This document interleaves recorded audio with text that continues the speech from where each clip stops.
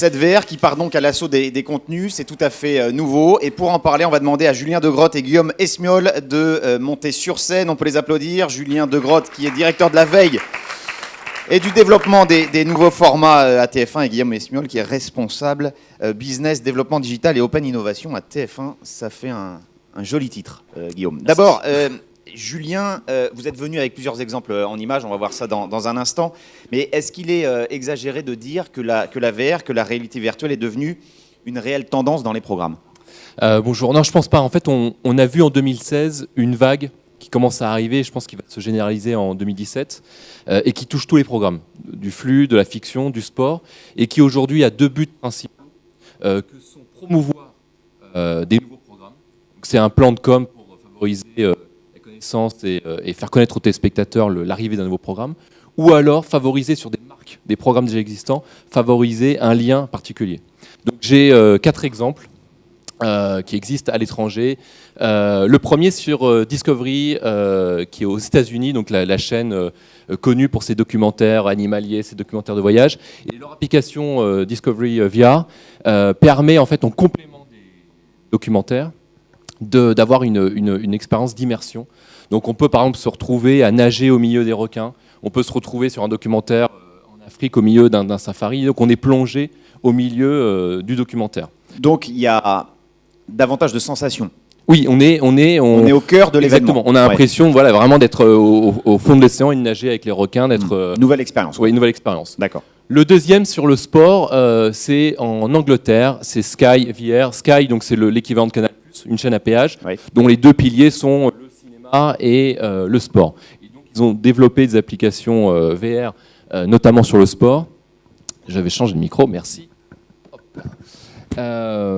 Avec VR Sport Closer, qui est animé par David Beckham, et qui permet de vivre les événements sportifs comme jamais. On va regarder quelques images.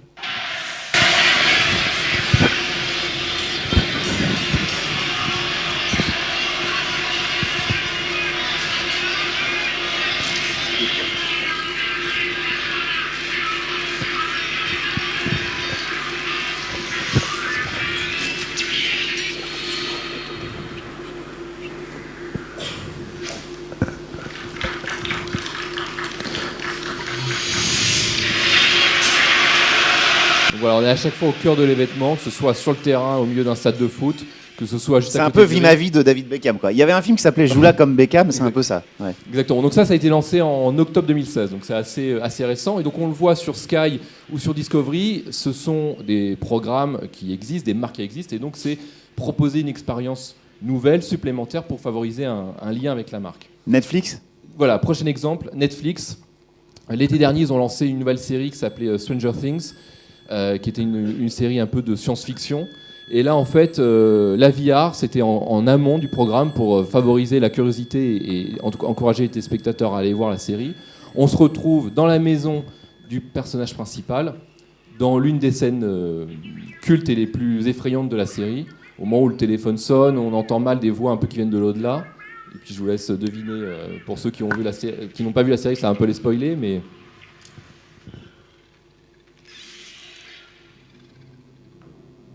Et donc l'idée c'est on crée un peu un univers étrange et puis on invite le téléspectateur à aller voir la suite de la série. Un teaser d'un genre nouveau. Exactement. Dernière utilisation aussi donc sur le divertissement, le flux, sur un programme de danse, une compétition de danse avec célébrité qui s'appelle Dance Dance Dance. C'est un format néerlandais qui a connu sa 2e saison à l'automne dernier. Et pour accompagner le plan de lancement, pareil, une application VR qui permettait en fait d'être le 4e juré. Donc on était à la table des jurés, on pouvait voir les célébrités exécuter leur danse, sachant que le principe de l'émission, c'est de recréer des tableaux célèbres, des danses célèbres. Donc là, en l'occurrence, c'est l'une des célébrités qui danse sur Michael Jackson. Donc voilà, on est à la table des jurés, on vit cette expérience-là. On peut se tourner et regarder nos collègues qui sont aussi des célébrités jurées. On peut regarder la scène et voir la célébrité en train de s'exécuter, regarder les réactions du public si on se tourne. Sur TF1, Guillaume, est-ce que la VR est déjà d'actualité ? Alors oui, on a beaucoup expérimenté en 2016 puisqu'on a fait ce genre de dispositif sur le sport, sur des matchs de foot. On a testé ce dispositif également sur des programmes de flux, notamment on a mis une caméra 360 sur un candidat de Ninja Warriors, donc on parcourait le Avec parcours voilà, avec lui. Ouais. Sur l'information également, puisqu'on a Fabrice Collaro, qui est un peu notre journaliste féru de nouvelles technologies, qui s'est amusé à filmer le CES et même à filmer les pyramides de Gizeh en 360. Et donc, je dirais, on a quand même beaucoup testé cette promesse de perspective à 360 degrés, sachant qu'on a envie d'aller plus loin sur 2017.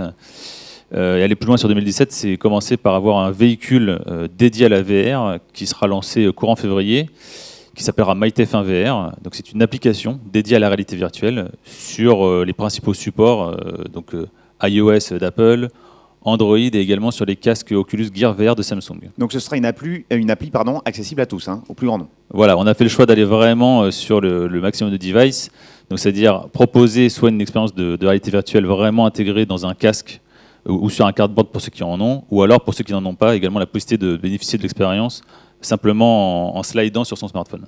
Et pour ceux qui n'ont pas encore testé la réalité virtuelle, sachez que juste après cette matinée, il y aura des casques qui vous seront proposés si vous avez toutefois l'envie et le temps d'expérimenter la chose. Il y a un petit événement à venir là, dans les semaines. Alors il y a plusieurs choses. Il y a plusieurs choses parce que cette application VR, elle a pour but de référencer ce qu'on a déjà fait. Et puis, c'est aussi un appel à la créativité de nos équipes internes pour qu'ils proposent des expériences vraiment intégrées en réalité virtuelle et pour aller un petit peu plus loin. Donc, pour aller plus loin, on a prévu une fiction en VR. Donc, pour nous, ça va plus loin puisque là, on parle d'un contenu qui est vraiment conçu, écrit pour de la réalité virtuelle dès le départ et qui est réalisé avec un parti pris de réalité virtuelle. Donc, qui est réalisé par un jeune réalisateur qui s'appelle Alexandre Pérez, qui est un réalisateur qui a gagné un concours qui s'appelle le Mobile Film Festival, donc qui est un concours dédié aux mobiles, aux fictions sur les mobiles, et donc là qui s'attaque à la VR, qui expérimente ça sur la VR, avec une fiction autour de l'enfance, puisqu'on sera avec un enfant qui imagine dans sa chambre que ses jouets s'animent tout seul, qu'il y a un monstre. Et donc le parti pris, c'est d'être à la place de ce monstre sous le lit, ce monstre imaginaire que l'enfant imagine sous son lit. Donc c'est assez perturbant, parce que moi j'ai pu le voir, et c'est vrai que la grosse différence avec ces fictions en VR, c'est qu'on est vraiment au centre de l'intrigue. On est soi-même un personnage du scénario. C'est assez perturbant au départ, mais c'est vraiment différent comme expérience.